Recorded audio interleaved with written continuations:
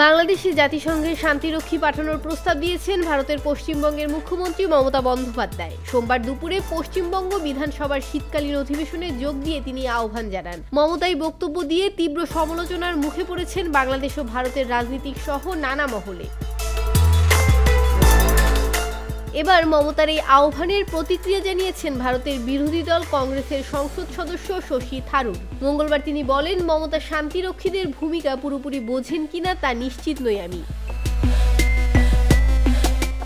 ভারতের রাষ্ট্রায়ত্ত বার্তা সংস্থা প্রেস ট্রাস্ট অব ইন্ডিয়াকে দেয়া সাক্ষাৎকারে মমতাকে উদ্দেশ্য করে শশী থারুর বলেছেন, আমি অনেক বছর ধরে জাতিসংঘ শান্তিরক্ষা মিশনে কাজ করেছি। আমি আপনাকে বলতে পারি যে জাতিসংঘের শান্তিরক্ষীদের কোনো দেশের অভ্যন্তরে সাধারণত পাঠানো হয় না, তবে কোনো দেশের সরকার নিজে অনুরোধ জানালে সেক্ষেত্রে পাঠানো হতে পারে।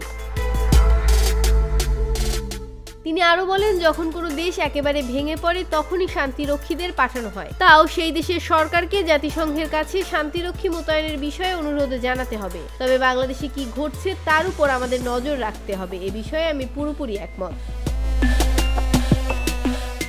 সোমবার পশ্চিমবঙ্গের বিধানসভায় বক্তৃতা দেওয়ার সময় বাংলাদেশে জাতিসংঘের শান্তিরক্ষী পাঠানোর প্রস্তাব দেন মমতা। তিনি বলেন, ভারতের কেন্দ্রীয় সরকারের উচিত বাংলাদেশের যেসব অঞ্চলে সংখ্যালঘুরা আক্রমণের শিকার হয়েছেন সেসব অঞ্চলে শান্তিরক্ষী মোতায়েনের জন্য জাতিসংঘের দ্বারস্থ হওয়া। বাংলাদেশ থেকে নির্যাতিত ভারতীয়দের ফিরিয়ে আনতে প্রধানমন্ত্রী নরেন্দ্র মোদীর হস্তক্ষেপ চান মমতা। একই সঙ্গে বাংলাদেশের বর্তমান পরিস্থিতি সম্পর্কে ভারতের অবস্থান পরিষ্কার করতে পররাষ্ট্রমন্ত্রী এস জয়শঙ্করকে আহ্বান জানান পশ্চিমবঙ্গের এই মুখ্যমন্ত্রী। ডেস্ক রিপোর্ট, ভোরের পাতা।